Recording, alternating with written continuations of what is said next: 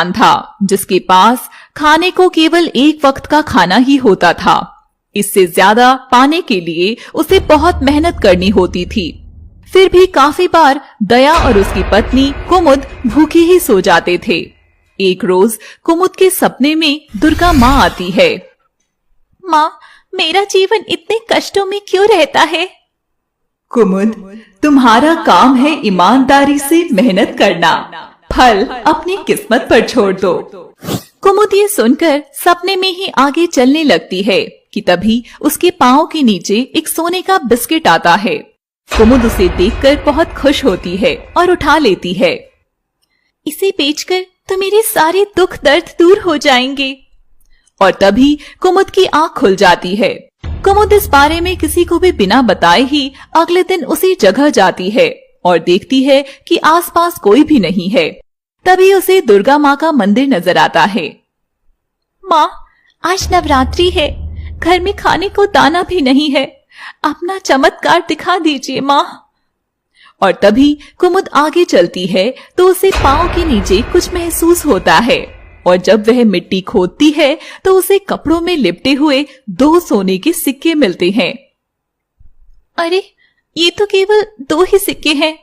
इससे मेरी गरीबी तो दूर नहीं होगी, मगर मैं इन्हें बेचकर जो पैसे आएंगे उससे घर में अच्छा खाना बनाऊंगी और नए कपड़े ले सकूंगी। और कुमुद उन सिक्कों को बेचने के लिए निकल जाती है। जैसे ही वे वहां से गुजरती है, एक छोटी बच्ची उसका पीछा करने लग जाती है। कुमुद सोने के सिक्के बेचकर पैसे ले आती है। तभी वो छोटी बच्ची उसके पास आती है। अम्मा, मैं बहुत भूखी हूँ, कुछ खाने को दो ना। कुमुद को लड़की को देखकर उस पर दया आ जाती है और वो थोड़े से पैसे उसे दे देती है। लड़की पैसे देखकर बहुत खुश होती है। कुमुद थोड़ा आगे जाकर कुछ कपड़े और खाने का सामान खरीदती है और घर लौटने लगती है। तभी उसे कुछ रोने की आवाज आती है। कुमुद उस ओर जाकर देखती है तो 3 लड़कियां एक झोपड़ी में बैठी हुई रोने लगती हैं। क्या हुआ? तुम रो क्यों रही हो? हमें भूख लगी है, 2 दिन से कुछ नहीं खाया। और कुमुद अपने सामान में से कुछ उन्हें दे देती है और फिर आगे चलती है। तभी कुएं के पास खड़ी उसे एक लड़की नजर आती है जो रो रही थी। कुमुद उसके पास जाकर पूछती है, आज नवरात्रि है, मगर मेरे पास ना कुछ खाने को है, ना ही कुछ पहनने को अच्छे कपड़े। माँ ऐसा क्यों कर रही है मेरे साथ? नहीं बेटा, दुर्गा माँ सब अच्छा करेगी। ये लो, ये साड़ी लो और कुछ खाने का सामान रख लो। मेरे पास तो पहले से ही माँ का दिया हुआ बहुत कुछ है। और कुमुद अपने कपड़े उसे दे देती है और ऐसे करते हुए कुमुद ने 9 कन्याओं में अपना सारा सामान बांट दिया। और जब वह घर लौटी तो दया घर में उसके लौटने का इंतजार कर रहा था। आ गई भाग्यवान, क्या लेकर आए हो बाजार से? कुमुद ने ये सुनकर अपने पल्लू में छिपाई हुई आटे की पैकेट निकाली, जिसे देख दया चौंक गया। बस ये एक थैली? कुमुद ने दया को सारी बात बताई।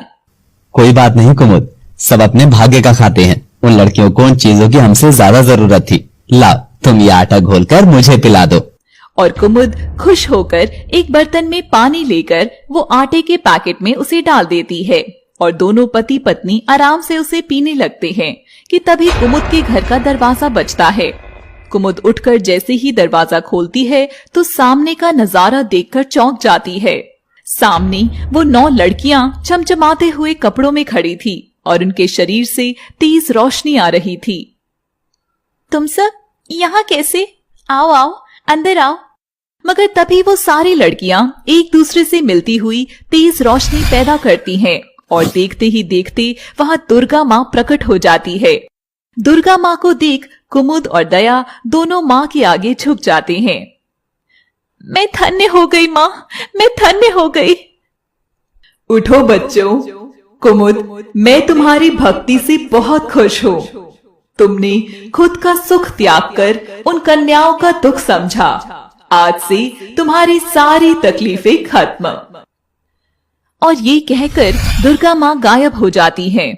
उनके गायब होते ही दया और कुमुद की झोपड़ी विशाल घर में बदल जाती है और घर सोने चांदी से भर जाता है और कुमुद और दया नवरात्रि का त्योहार धूमधाम से मनाते हैं और कन्याओं को भोजन कराते हैं। सब कोई अपने भाग्य का खाता है। जिस तरह कुमुद ने खुद के दुख से पहले बाकियों की मदद करी, दुर्गा माँ ने अपनी कृपा उन पर दिखाई, इसलिए अच्छे कर्म करते रहने चाहिए। जय दुर्गा माँ।